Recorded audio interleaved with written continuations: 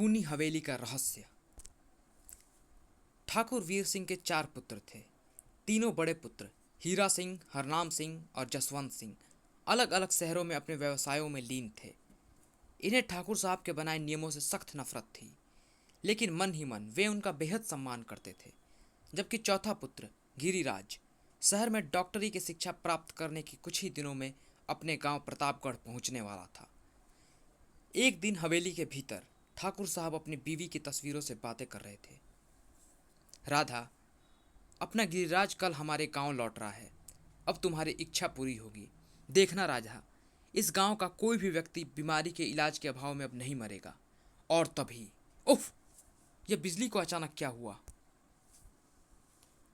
अभी वे कुछ समझे ही नहीं थे कि तभी कमरे में खिड़की का शीशा टूटने की एक जबरदस्त आवाज हुई। छनाक!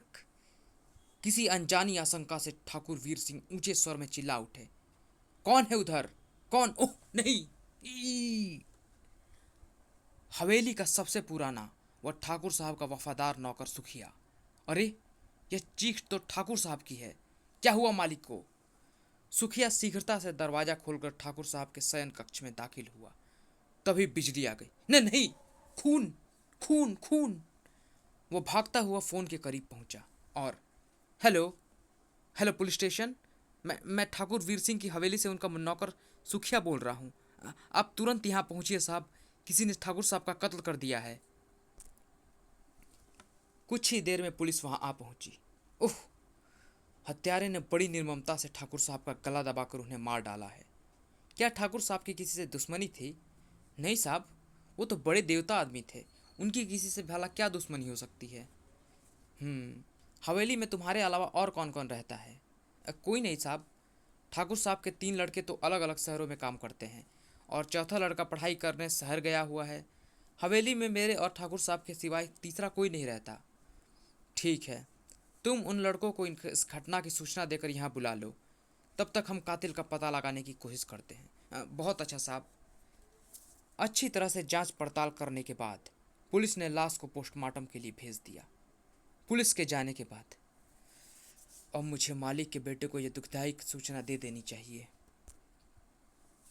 और फिर दूसरे ही दिन ठाकुर साहब के चारों बेटे हवेली पहुंच गए। आप सब आ गए? बहुत अच्छा हुआ। मेरा तो अकेले में दम घुटा जा रहा था। लेकिन सुखिया, पिताजी को हुआ क्या था? क्या बताएं छोटे मालिक। रात मालिक खाना खाकर अपने कमरे में गए थे कि बिजली चली गई और फिर कुछ क्षणों बाद एकाएक उनकी चीख सुनाई दी। चीख सुनकर मैं दौड़ा दौड़ा मालिक के कमरे में गया और फिर बिजली आने पर ठाकुर साहब मुझे मृत अवस्था में जमीन पर पड़े मिले। सुखिया ने अभी अभी अपनी बात खत्म ही की थी कि तभी कमरे में इंस्पेक्टर रमन दाखिल हुआ। आइए इंस्पेक्टर साहब, कहिए क्या रिपोर्ट है? पोस्टमार्टम की रिपोर्ट के अनुसार ठाकुर साहब की हत्या गला घोंट कर की गई है, लेकिन उन्हें के गले पर आदमी के बजाय शेर के पंजे के निशान मिले हैं। शेर के पंजे के निशान? हाँ, लेकिन आप चिंता मत कीजिए, हम कातिल को ढूंढने की पूरी कोशिश करेंगे। फिर लाश मिलने पर ठाकुर साहब का अंतिम संस्कार कर दिया गया। उसके बाद सब उदासी से हवेली लौट आए और रात होते ही अपने अपने कमरों में चले गए। लेकिन हीरा सिंह की आंखों में नींद नहीं थी। पिताजी की हत्या के पीछे क्या कारण हो सकता है? और ठीक उसी क्षण पूरे कमरे में अंधकार छा गया। उफ! अचानक बिजली को क्या हुआ? सुखिया, अरे अब बचाओ! हीरा सिंह ने खुद को उस पंजे से छुड़ाने की भरपूर कोशिश की, मगर पंजा जोंक की तरह उसकी गर्दन पर चिपक चुका था। फिर कुछ ही देर में हीरा सिंह के प्राण पखेरु उखड़ चुके थे और वह पंजा भी कहीं गायब हो गया था। ठाकुर हीरा सिंह की चीखें सुनकर सभी भागकर उसके कमरे के सामने इकट्ठे हो गए, मगर दरवाजा भीतर से बंद था। भैया, दरवाजा खोलो, यह हम हैं, आपके छोटे भाई। जब भीतर से कोई आवाज़ ना आई तो जसवंत संकित स्वर में बोला, मुझे कुछ गड़बड़ लगती है, हमें दरवाज़ा तोड़ डालना चाहिए। तुम ठीक कहते हो जसवंत, दरवाज़ा तोड़ना ही होगा। और फिर धप धप धप, दूसरे ही मिनट दरवाज़ा चौखट से अलग होकर गिर पड़ा। लेकिन अंदर पहुंचते ही तीनों सन्न रह गए। भैया! ओह नो, नहीं! जसवंत, तुम जल्दी से पुलिस को फ़ोन करो। जसवंत कमरे से बाहर निकल गया। Hello, hello, inspector Raman speaking. Inspector साहब, मैं ठाकुर साहब की हवेली से जसवंत बोल रहा हूँ। अब तुरंत चले आइए। हीरा भैया का कत्ल हो गया है। ओह, हम अभी पहुँच रहे हैं। आप किसी चीज़ को छुए नहीं। जी अच्छा इंस्पेक्टर साहब। इंस्पेक्टर साहब आ गए हैं। उन्होंने हमें किसी भी चीज़ को छूने से मना किया है। उफ, छोटे मालिक को भी मार डाला। पता नहीं इस हवेली में क्या हो रहा है। 15 मिनट पश्चात इंस्पेक्टर वहां मौजूद लाश का मुआयना कर रहा था। हत्या फिर गला घोंटकर की गई है। पूरे कमरे का निरीक्षण करने के बाद मामला पेचीदा होता जा रहा है। हत्यारे ने इस बार भी कोई सबूत नहीं छोड़ा। पता नहीं कौन दुश्मन पैदा हो गया है हमारा। सुखिया, तुम बरसों से ठाकुर वीर सिंह के साथ रहे हो। याद करो, शायद तुम्हें इन हत्याओं का कोई कारण पता हो। मैं बरसों से माली का नमक खा रहा हूँ हुजूर। मैंने आज तक हवेली में कोई ऐसी बात नहीं देखी जिससे इन सब घटनाओं का संबंध जुड़ सके। मगर मगर क्या? धुंधली सी एक बात याद आती है। आज से 25 वर्ष पहले बड़े मालिक का एक औरत के साथ झगड़ा हुआ था। उस औरत की गोद में एक बच्चा भी था। तब वो औरत बड़े मालिक को न जाने क्या क्या बक कर चली गई। लेकिन आज से 25 वर्ष पहले हुए उस औरत के साथ पिताजी की खटपट का इन हत्याओं से क्या संबंध? संबंध होता नहीं मिस्टर जसवंत, सबूतों के आधार पर जोड़ा जाता है। खैर, सुखिया, क्या तुम जानते हो तब उनके बीच किस किस्म का झगड़ा हुआ था और वह औरत कौन थी? इस बारे में मैं कुछ नहीं जानता साहब, क्योंकि वह मेरी ड्यूटी का पहला दिन था। सुखिया के खामोश होते ही इंस्पेक्टर रमन ने हवलदार राम सिंह से कहा, लाश को पोस्टमार्टम के लिए भेज दो। और हाँ, आज रात तुम गुप्त रूप से कांस्टेबल कृष्णा के साथ हवेली पर ही पहरा दोगे। अगर कोई खतरा वाली बात दिखे तो मुझे तुरंत खबर करना। Okay sir. अगर आज हत्यारा यहाँ आया तो हमारे हाथों से बचेगा नहीं। हाँ भाई, तरक्की का जो सवाल है। उधर हवेली के अंदर हरनाम, जसवंत एवं गिरिराज। पता नहीं यह क्या हो रहा है हवेली में। पहले पिताजी की हत्या हुई, फिर बड़े भैया की, और अब लगता है कि जैसे मेरी बारी हो। नहीं, मैं अब इस मनहूस हवेली में नहीं रहूँगा। सुबह होते ही मैं वापस बम्बई लौट जाऊँगा। अब यार रहना ही कौन चाहता है। मैं भी कल कलकत्ता चला जाऊँगा। पर भैया का दाह संस्कार कौन करेगा? हम यह सब कार्य निपटा कर ही यहाँ से जाएंगे। कुछ ही देर में पूरी हवेली सन्नाटे में डूब गई और ठाकुर हरनाम सिंह के कमरे में एक भयानक हाथ उनकी गर्दन की ओर बढ़ रहा था। तभी अचानक किसी झटके से हरनाम सिंह की नींद खुल गई। उस रहस्यमय निस्सन्न हत्यारे ने हरनाम सिंह को कोई भी मौका नहीं दिया और भयानक हत्यारे ने धीरे से हरनाम सिंह को अपने कंधे पर डाला और एक और चल पड़ा। ठाकुर जसवंत सिंह का भी बुरा हाल था। उसे क्षण प्रतिक्षण मौत करीब आती नजर दिखाई दे रही थी। मुझे हरनाम भैया के पास चलना चाहिए, शायद डर कुछ कम हो जाए। जसवंत हरनाम सिंह के कमरे के बाहर पहुंचा। हरनाम भैया। अंदर हरनाम का बिस्तर खाली देख वह बुरी तरह उछल पड़ा। अरे, हरनाम भैया कहाँ गए? लेकिन जैसे ही वह पूछे मिड़ा, उसके मुंह से एक भयानक चीख निकल गई। ई! जसवंत भी नहीं बचा। खूनी पंजे ने उसे भी खत्म कर दिया। कोई नहीं बचेगा। उधर वृक्ष पर बैठे हवलदार राम सिंह और कृष्णा एक तेज आवाज को सुनकर चौंक उठे। अरे, यह चीख कैसी है? अंदर गड़बड़ लगती है, चलो चल कर देखें। चीख सुनकर गिरिराज व सुखिया हरनाम के कमरे की ओर दौड़े, मगर रास्ते में ही वे ठिठक कर रुक गए। जसवंत भैया! ओह, हत्यारे ने इन्हें भी मार डाला। सुखिया, हरनाम भैया को जगाओ जल्दी। अच्छा मालिक। मगर कुछ ही समय बाद वो बदहवास सा भागा चला आया और बुरी तरह हांफते हुए बोला, छोटे मालिक, छोटे मालिक, हरनाम मालिक अपने कमरे में नहीं है। क्या क्या बकते हो सुखिया? वे भागकर हरनाम सिंह के कमरे में पहुंचे। उफ नहीं! सुखिया, जल्दी से इंस्पेक्टर रमन को फोन करो। हे भगवान, ये सब क्या हो रहा है? राम सिंह और कृष्णा भी वहां आ पहुंचे। वहां के हालात देखते ही उनका माथा ठनका। इन्हें क्या हुआ? हत्यारे ने जसवंत भैया को भी खत्म कर दिया और हरनाम भाई साहब का भी कहीं पता नहीं। उफ उफ, मुझे समझ में नहीं आ रहा मैं क्या करूं। उफ, कृष्णा साहब को फोन करो। सुखिया फोन करने ही गया है। 15 मिनट पश्चात इंस्पेक्टर रमन वहां पहुंच गए। आओ, उन्हें बाहर तलाश करते हैं। हे प्रभु, वे जहाँ भी हो सही सलामत हो। बाहर आकर वे सब हरनाम सिंह की तलाश करने लगे। तभी एकाएक सुखिया चीख पड़ा, साहब साहब यहाँ पर आइए, हरनाम बाबू की लाश यहाँ कुएं में लटक रही है। उफ नहीं। हरनाम सिंह को मृतावस्था में कुएं में लटकता देख गिरिराज सदमे से बेहोश होकर गिर पड़ा। लाश को कुएं से निकालकर पुलिस एम्बुलेंस में भेजने के बाद, हवलदार राम सिंह, तुम गिरिराज को होश में लाओ, तब तक हम हवेली को एक बार फिर चेक करते हैं। Yes sir. बहुत बारीकी से पूरी हवेली चेक करने के बाद भी उन्हें कोई सबूत हासिल नहीं हुआ। हत्यारे बेहद चालाक एवं क्रूर हैं, कहीं सब कुछ सबूत तक नहीं छोड़ा। उधर गिरिराज भी होश में आ चुका था। भैया तुम भी चले गए, अब इतनी बड़ी हवेली में मैं कैसे रहूंगा। चुप हो जाइए मालिक, चुप हो जाइए।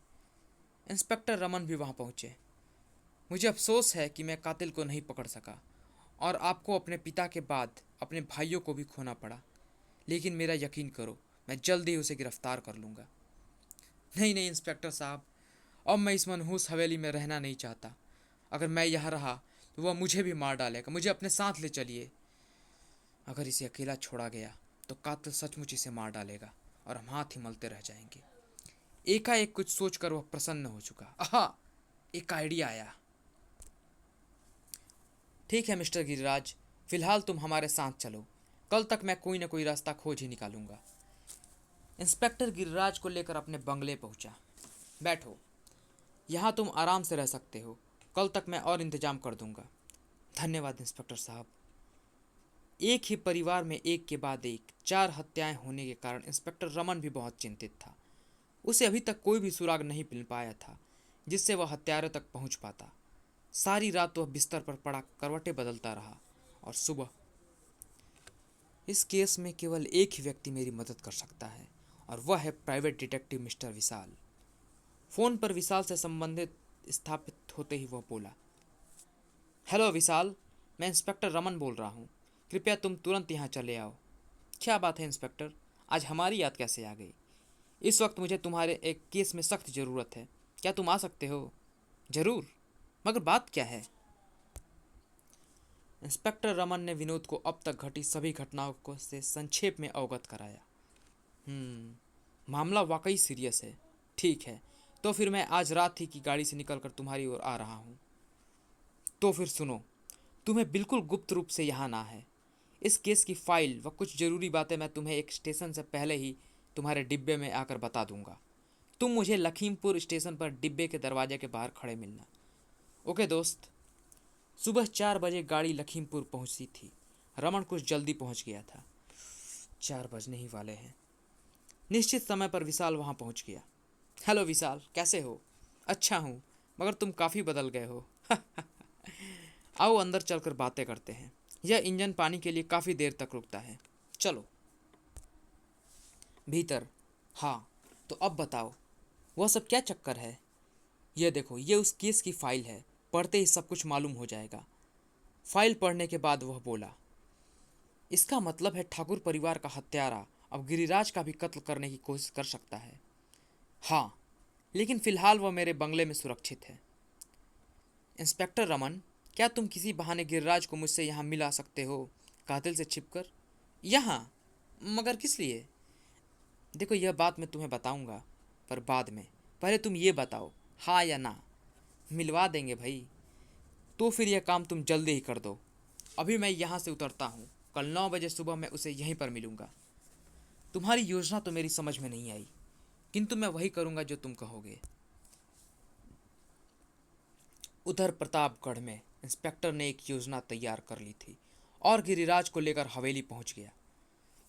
देखो सुखिया, एक व्यक्ति पर हमें शक है, शायद उसे मिस्टर गिरिराज पहचानते हैं, इसीलिए मैं इन्हें लेकर शहर जा रहा हूँ। शाम से पहले लौट आऊँगा। लेकिन जैसे ही वे जीप के करीब पहुंचे, जा, चला जा, वरना तू भी नहीं बचेगा। कौन थी वह बुढ़िया? पगली है बेचारी, मैं पहले भी इसे कई बार यहाँ देख चुका हूँ। चलो अब चलें। रास्ते में इंस्पेक्टर रमन ने उसे अपनी योजना व डिटेक्टिव विशाल की पहचान भी बता दी। देखो, लखीमपुर स्टेशन पर तुम डिटेक्टिव विशाल से मिलोगे, फिर अगली गाड़ी से वापस आओगे। अब से 2 घंटे बाद मैं तुम्हें यही लेने आऊँगा। Okay inspector? और ठीक 9 बजे। Hello mister Giriraj. ओह, आप ही डिटेक्टिव विशाल हैं। आइए अंदर चलें। देखो गिरिराज, कातिल को पकड़ने के लिए मैंने एक स्कीम बनाई है, लेकिन उसके लिए मुझे तुम्हारी मदद की भी आवश्यकता है। मुझे क्या करना होगा? इसके बाद डिटेक्टिव विशाल उसके योजना समझाने लगा। योजना सुनाने के बाद, इस समय तुम्हारी जान को खतरा है। जो मैं कहता हूँ वही करो। मगर आप तब तक ट्रेन प्रतापगढ़ की तरफ चल पड़ी थी जब गाड़ी प्रतापगढ़ पहुंचकर रुकी। हेलो गिरिराज, कर्नल विशाल नहीं आए। वह अगली गाड़ी से आ रहे हैं। पर स्टेशन से बाहर निकलते ही लौट आए तुम। आखिर मौत तुम्हें यहाँ दोबारा खींच ही लाई। कौन हो तुम? मगर बुढ़िया उसका उत्तर देने के लिए वहां रुकी नहीं थी। दोनों जीप में जा बैठे। इंस्पेक्टर रमन ने जीप आगे बढ़ा दी। मुझे यह बुढ़िया रहस्यमय लगती है। नहीं, पगली है। हवेली में हुई घटनाओं के कारण ऐसी बोलती है। अब हम कहाँ चल रहे हैं? मेरे घर। मगर मैं हवेली जाना चाहता हूँ। वहाँ मेरा काफ़ी सामान है। उसे समेट कर कल सुबह ही यहाँ से चला जाऊँगा। ठीक है, जैसी तुम्हारी मर्जी, लेकिन वहाँ तुम्हें खतरा है। देखिए इंस्पेक्टर साहब, मेरे पास हर खतरे से निपटने के लिए यह रिवॉल्वर है। हवेली पहुंचकर रमन ने जीप रोक दी। सावधान रहना। उफ, एक ही रात की तो बात है, फिर तुम्हारे सिपाही भी तो है मेरे साथ। उफ, मालिक, आप आ गए। इंस्पेक्टर के जाने के बाद, सुखिया, तुम सर्वेंट क्वार्टर के बजाय मेरे बगल के कमरे में सो जाओ। ठीक है मालिक। सुखिया के जाते ही गिरिराज अपने कमरे में जाकर पलंग पर लेट गया। वो पागल बुढ़िया, क्या वो वास्तव में पागल है या फिर कोई और चक्कर है? ई आधी रात के बाद एक जबरदस्त चीख ने उसकी नींद तोड़ दी। अरे, सुखिया की चीख! उसकी जान खतरे में लगती है। लेकिन इससे पहले कि वह दरवाजा खोलकर अंदर घुसता, एक व्यक्ति उससे आ टकराया। ओह! गिरिराज उसे देखकर बुरी तरह चौंका। तुम कातिल, अब नहीं बचोगे। पंजे वाले व्यक्ति ने एकाएक अपने सिर की टक्कर गिरिराज के चेहरे पर दर्द दी, धाड़ा, और खुद को उसके पंजे से मुक्त कराकर एक और भागा। गिरिराज रिवॉल्वर निकालकर उसके पीछे पीछे भागा। रुक जाओ, वरना गोली मार दूंगा। मगर जब वह नहीं रुका तो गिरिराज ने फायर कर दिया, धाय। मगर गोली उसका कुछ न बिगाड़ सकी थी। वह एक मोड़ पर मुड़ चुका था और जब गिरिराज वहां पहुंचा, अरे, कहाँ गया? अब उसने आसपास का पूरा इलाका छान मारा, किंतु कातिल उसे कहीं दिखाई नहीं दिया। उफ, उसे जमीन खा गई या आसमान निकल गया। खैर, सुखिया की खबर लेता हूँ। इतने में हवेली के पहरे पर तैनात सिपाही दौड़े चले आए। क्या हुआ? वो फायर किसने किया? मैंने, किंतु कातिल बचकर निकल भागा। ओह, अब तुम जाओ, तुम्हारी जरूरत हुई तो बुला लूंगा। फिर गिरिराज सुखिया के कमरे में पहुंचा। क्या क्या वो पकड़ा गया मालिक? नहीं, लेकिन उसने तुम पर हमला क्यों किया? मैं क्या जानूं छोटे मालिक। वह तो मुझे मार ही डालता, परंतु तभी आपके कदमों की आवाज़ सुनकर वह भाग निकला। कब तक बचता रहेगा वह? एक ना एक दिन उसे कानून के जाल में फंसना ही होगा। मगर वो अंदर कैसे आया? क्या तुमने दरवाजा अंदर से बंद नहीं किया था? किया था।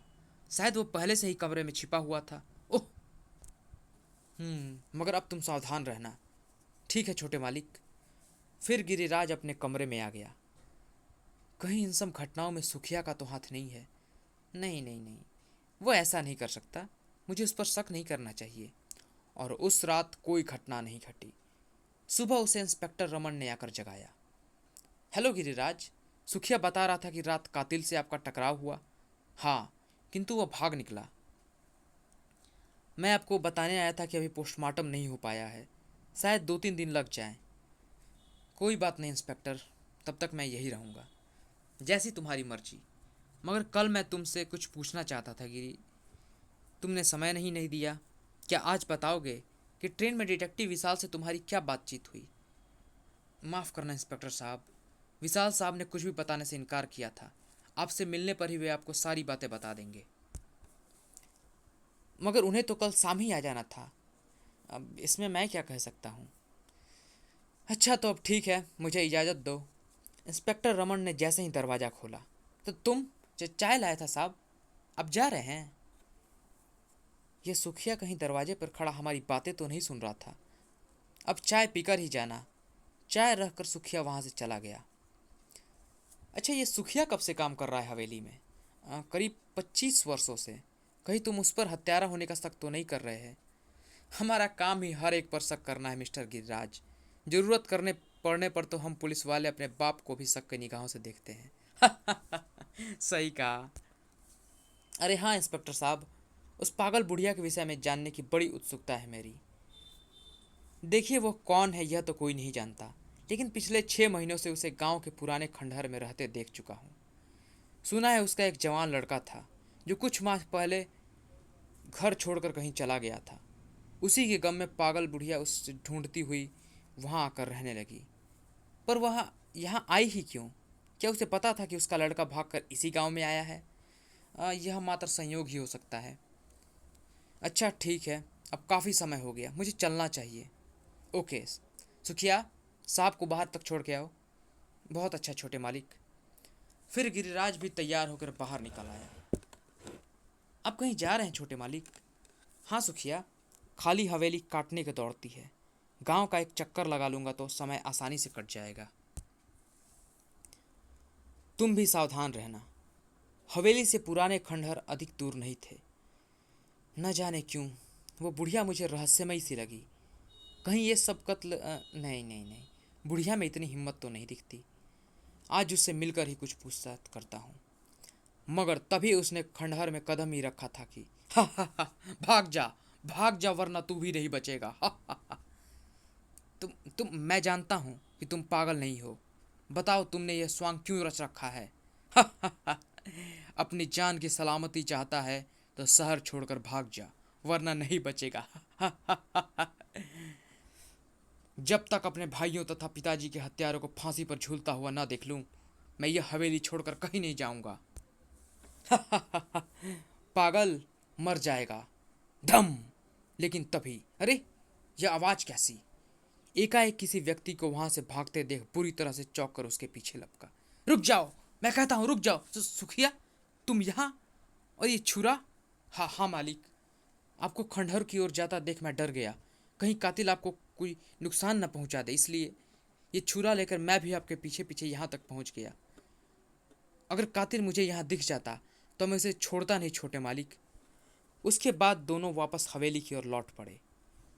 फाइल के मुताबिक सुखिया ने अपने बयान में 25 वर्ष पहले एक औरत के साथ झगड़े का जिक्र किया था। मुझे अभी फिर इंस्पेक्टर से मिलना होगा। उसने सुखिया को हवेली भेज दिया और खुद पुलिस स्टेशन जा पहुंचा। अरे आप, कुछ देर पहले ही तो हम मिले थे। एक जरूरी काम में याद आ गया था, इसीलिए चला आया। कैसा काम मिस्टर गिरिराज? मुझे आज से 25 साल पहले की उस घटना का ब्यौरा चाहिए जिसमें पिताजी के खिलाफ कोई रिपोर्ट शायद दर्ज कराई गई हो। मैं समझा नहीं। उस झगड़े के बाद से सुखिया ने उस औरत को इस गांव में नहीं देखा। पुरानी रिपोर्ट्स देखकर मैं जानना चाहता हूँ कि कहीं उस औरत ने पिताजी के खिलाफ कोई रिपोर्ट आदि तो नहीं लिखवाई थी, और अगर लिखवाई थी तो क्यों? क्या उसे न्याय मिला था? पर इससे क्या होगा, यह मैं समय आने पर बताऊंगा। पहले आप ये बताइए, काम होगा या नहीं? 25 साल पहले के रिकॉर्ड में से एक ऐसी रिपोर्ट को ढूंढ निकालना रेत के ढेर में से सुई निकालने के बराबर होगा मिस्टर गिरिराज। फिर भी मैं पूरी कोशिश करूंगा, लेकिन इस काम में आपको मेरी मदद करनी होगी। मैं करूंगा इंस्पेक्टर साहब। अगर हम सफल हो जाते हैं तो हम हत्यारे के बहुत ही करीब होंगे। आओ रिकॉर्ड रूम में चलें। फिर वे सरगर्मी से उस फाइल को खोजने में लग गए। पूरे 2 घंटों के कठोर परिश्रम के बाद ये रही, यही है वो फाइल। उफ, लाओ मुझे दिखाओ। मैं कानून से प्रार्थना करती हूँ कि मुझे और मेरे बच्चे बलजीत को न्याय दिलाकर ठाकुर को दंडित किया जाए। रुक्मणी। फाइल पढ़ने के बाद उस समय रुक्मणी नाम की औरत को शायद न्याय नहीं मिल पाया था। साफ लिखा है रमन कि आरोप बेबुनियाद थे। रुक्मणी ने अपनी मर्जी से घर छोड़ा और इस प्रकार इस फाइल को बंद कर दिया गया। शायद पिताजी ने केस खत्म करवाने के लिए उस समय के थाना इंचार्ज को मोटी रिश्वत दी हो। इसमें थानाध्यक्ष महेश दा का नाम लिखा है, जिसकी गत वर्ष एक एक्सीडेंट में मृत्यु हो चुकी है। लेकिन आपने कहा था अगर फाइल मिल गई तो क्या हत्यारे को तुम पहचान चुके हो? ओह, शायद उसका नाम मैं जान चुका हूँ। पर आपको अभी इंतजार करना पड़ेगा। लेकिन अगर कातिल ने आपको कोई नुकसान पहुंचा दिया तो क्या होगा? आपको मुझे कातिल का नाम तो बता ही देना चाहिए। उसी रात, आज रात मुझे सतर्क रहना होगा। गिरिराज का अनुमान बिल्कुल ठीक था। एक भयानक आदमी सोए हुए गिरिराज के पास पहुंचा और झपट कर उसका गला दबाने लगा, मगर गिरिराज के जिस्म में कोई हरकत नहीं हुई। यह देखकर वह भयानक व्यक्ति बुरी तरह चौंक पड़ा। लेकिन हकीकत यह थी, ठीक उसी पल तुम्हारा खेल खत्म हो गया प्यारे। तुम्हारा यह तमंचा मेरा कुछ नहीं बिगाड़ सकता गिरिराज। अगले ही पल उसने हाथ में पकड़ा पुतला गिरिराज पर उछाल दिया। उफ! इसी के साथ उस भयानक व्यक्ति ने वहां से भागना चाहा, मगर इतनी ऐसी आसानी से तुम नहीं भाग सकते बलजीत। फिर गिरिराज उस पर टूट पड़ा। धम धाय! गिरिराज ने सर की टक्कर का वार किया। लेकिन जल्द ही वह भयानक शकल सूरत वाला इंसान संभल गया और ढिशूम धाय! मौका देखकर वह तुरंत भागा, परंतु गिरिराज ने अड़ंगी लगा दी। उसके बाद गिरिराज ने उसे संभलने का कोई अवसर नहीं दिया। शीघ्र ही वो बेदम हो गया। सुनो हत्यारे, मैं गिरिराज नहीं हूँ, बल्कि प्राइवेट डिटेक्टिव विशाल हूँ। यह देखो, तुम्हें रंगे हाथों पकड़ने के लिए मुझे यह भेष धारण करना पड़ा, अन्यथा तुम गिरिराज का भी कत्ल करने में सफल हो जाते। तभी बाहर कदमों की आहटें सुनाई दी, साथ ही सुखिया की आवाज़ भी। छोटे मालिक दरवाज़ा खोलिए, छोटे मालिक। विशाल ने आगे बढ़कर दरवाज़ा खोल दिया। ओह, यह सब क्या है? कौन हो तुम और छोटे मालिक कहाँ हैं? तुम्हारे छोटे मालिक ठीक है सुखिया, मैं जासूस विशाल हूँ और ये रहा तुम्हारे मालिकों का हत्यारा। क्या? तुम तुरंत इंस्पेक्टर रमन और बाहर पहरे पर खड़े सिपाहियों को भेज दो। आधे घंटे बाद पुलिस फोर्स उस हवेली को चारों ओर से घेर चुकी थी। फिर जब इंस्पेक्टर रमन हवेली के भीतर पहुंचा तो मारे हैरत के उछल पड़ा। तो तुम? यस इंस्पेक्टर, कातिल को पकड़ने का यही एक तरीका था। मन ही मन विशाल की प्रशंसा करने के बाद इंस्पेक्टर रमन कातिल से मुताबिक हुआ। हाँ, तो बताओ तुम कौन हो और ठाकुर परिवार से तुम्हारी क्या दुश्मनी थी? सुनो, शायद तुम्हें यह सुनकर हैरानी हो कि बलजीत ठाकुर की पहली पत्नी रुक्मणी का पुत्र है। क्या? वही रुक्मणी जिसे शायद आज से 25 साल पहले ठाकुर ने ठुकरा दिया था? हाँ, और जानते हो रुक्मणी कौन है? जी हाँ, वही पागल बुढ़िया। खबरदार, खबरदार जो मेरी माँ को पागल कहा। ठीक है, नहीं कहेंगे, लेकिन अब सारी कहानी हम तुम्हारे मुंह से सुनना चाहेंगे। अब तक बलजीत समझ चुका था कि कुछ भी छिपाना बेकार है, अतः उसने कहना शुरू किया। मेरे जन्म लेने से पहले ठाकुर साहब माँ को बहुत चाहते थे, पर दुर्भाग्य से जब मैं पैदा हुआ तो मेरी करूप सूरत को देखकर ठाकुर साहब को मुझसे नफरत हो गई। मैं इस बच्चे को हरगिज हरगिज नहीं अपना सकता। तो इस पर दया कीजिए ठाकुर साहब, कुछ भी हो ये हमारी ही औलाद है ना। ऐसी औलाद से तो बे औलाद रहना ही अच्छा। इसे हमें दे दो ठकुराइन, हम इसे किसी कूड़े के ढेर पर फेंक आएंगे। नहीं, मैं इसे अपने से अलग नहीं होने दूंगी। अगर तुम्हारी यही इच्छा है तो कान खोलकर सुन लो ठकुराइन, इस घर में या तो ये बच्चा रहेगा या हम। तो ठाकुर साहब, अगर आपकी यही इच्छा है ठाकुर साहब, तो एक बात आप भी सुन लीजिए। मैं इस बच्चे को इसका हक दिलवाने के लिए कानून का दरवाज़ा खटखटाऊंगी। कानून के हर दरवाजे की चाबी हमारी तिजोरी में है बेवकूफ़। हम जब चाहें तुम्हारे लिए कानून के दरवाजे बंद करा सकते हैं, और अब हम तुम्हारी सूरत भी नहीं देखना चाहते। चली जाओ, चली जाओ इस मनहूस के साथ, और इस हवेली की हदों से बहुत दूर रहना। फिर क्या हुआ? वही जो ठाकुर साहब ने कहा था। माँ की ओर से दायर मुकदमा झूठे गवाहों की गवाहियों और माँ पर बदचलनी का आरोप लगाकर बंद करवा दिया गया। मेरी माँ मुझे गोद में उठाए दर दर भटकती रही। बचपन से जवान होने तक मैंने कभी माँ के होठों पर मुस्कान नहीं देखी थी। और फिर एक दिन मैंने अपनी कसम दे के माँ का दिल का दुख जान ही लिया। उस दिन से मेरे दिल में ठाकुर खानदान से भयानक प्रतिशोध की ज्वाला उमड़ उठी। मैं घर से भागकर यहाँ आ गया। माँ नहीं चाहती थी कि मैं ऐसा करूँ, अतः वह पगलाई सी मेरे पीछे यहाँ तक आ गई। तब मैंने उसे समझा तो लिया, मगर माँ का दिमागी संतुलन बिगड़ गया और वे पागल सी बनी सड़कों पर घूमने लगी। रात को रास्तों में पड़ी अपनी माँ को मैं खंडहर में उठा लाता था। माँ ने मुझे इस हवेली के भीतर बने गुप्त रास्तों के बारे में बताया था। मैं हत्या करके इन्हीं रास्तों से खंडहर की ओर भाग निकलता था। पुलिस को गुमराह करने के लिए मैंने इस पंजों का इस्तेमाल किया। तुम्हारी माँ अब खंडहर में ही होगी। हाँ। खंडहर पहुंचते ही, ओ नहीं, हो माँ, यह तुमने क्या किया?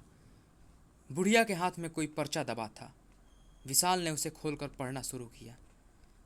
मेरे बेटे, मैं तो उसी दिन मर गई थी जब ठाकुर साहब ने मुझे व तुझे ठुकराया था। दूसरी बार जब ठाकुर साहब की हत्या कर दी गई, और अब मैं थक चुकी हूँ। अंतिम बार हमेशा हमेशा के लिए मर रही हूँ, तेरी अभागी माँ। फिर जब विशाल ने प्रतापगढ़ में ही रह रहे गिरिराज के पास पहुंचकर उसे बलजीत के बारे में विस्तार से बताया, तो बरबस ही उसकी आंखें भर आईं। मिस्टर विशाल, मैं एक बार बलजीत से मिलना चाहता हूँ। जरूर गिरिराज, और हवालात में। बलजीत मेरे भाई, यह तुमने क्या किया? कौन? ओह, तुम। गिरिराज, मैं पागल हो गया था। मुझे अफसोस है बलजीत कि पिताजी के कारण बड़ी माँ और तुम्हें इतने झूठ दुख झेलने पड़े।